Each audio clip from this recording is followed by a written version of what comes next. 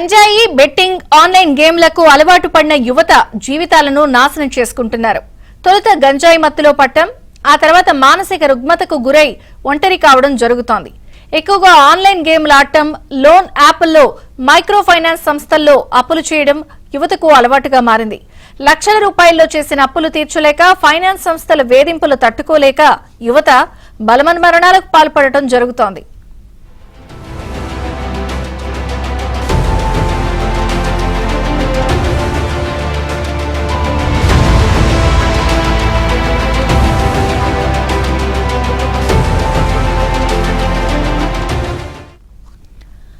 ఇప్పటి వరకు నగరాలు, పట్టణాలకు మాత్రమే పరిమితమైన ఈ జాడ్యం యువతే లక్ష్యంగా క్రమేణా పల్లెలకు పాకుతోంది.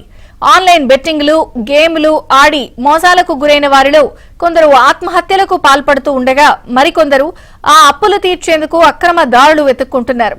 దొంగతనాలు, దోపిడీలు, చైన్ స్నాచింగ్లకు పాల్పడుతున్నారు. యాప్లిచ్చే రుణాన్ని ఎన్ని రోజుల్లో చెల్లించాలి అన్న దానిపైన బాధితుడి నుంచి ఆమోదం తీసుకుంటున్నారు.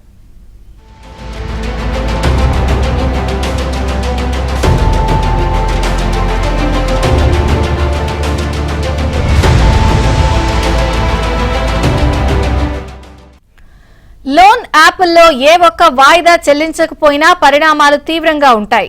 రుణం తీర్చుకుంటే అతడి ఫోటోను మార్ఫింగ్ చేసి నగ్నంగా ఉన్న ఫోటోను తన కాంటాక్ట్ లిస్టులో ఉన్న వారికి పంపిస్తూ ఉంటారు.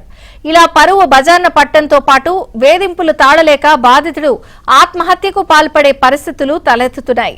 మైక్రో ఫైనాన్స్ సంస్థలు, ముఖ్యంగా గిరిజన ఏజెన్సీ ప్రాంతాలనే ఈ ఏజెంట్లు లక్ష్యంగా చేసుకుంటున్నారు. ఆంధ్రప్రదేశ్, మహారాష్ట్ర నుంచి ఆదిలాబాద్ లాంటి ఏజెన్సీ ప్రాంతాల్లో వీరి దందా ఎక్కువగా సాగుతోంది. ఇదంతా బహిరంగంగానే జరుగుతున్నా అధికారులు చూసి చూడనట్లు వ్యవహరిస్తున్నారు.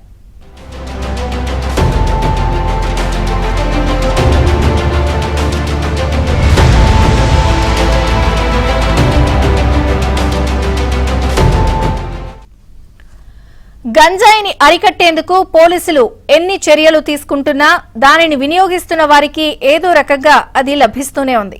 తెలంగాణలో ఎక్కడా గంజాయి సాగు లేకుండా చేసినా ఇటు ఏపీ నుంచి అటు మహారాష్ట్ర నుంచి తెలంగాణలోకి గంజాయి సరఫరా జరుగుతోంది.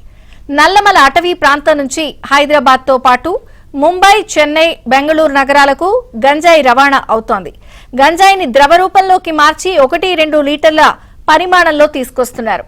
అనంతరం దాన్ని హ్యాష్ ఆయిల్ పేరుతో అతి తక్కువ పరిమాణంలో 5 గ్రాములు, 10 గ్రాముల చొప్పున చిన్న చిన్న ట్యూబ్లలో విక్రయిస్తున్నారు. ఈ హ్యాష్ ఆయిల్ ను పోలీసులు కనిపెట్టి అరికడుతున్నా గంజాయికి అలవాటు పడిన వారు దీన్ని కొనుగోలు చేస్తూ ఇతరులకు కూడా విక్రయిస్తున్నారు.